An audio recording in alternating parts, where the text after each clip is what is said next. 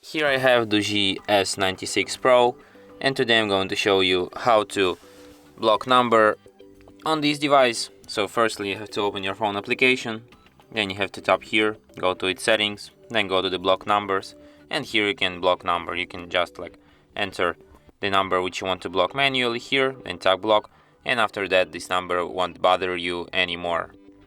And you can also block all the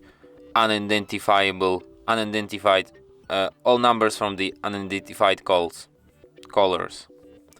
Block all of the unidentifiable numbers.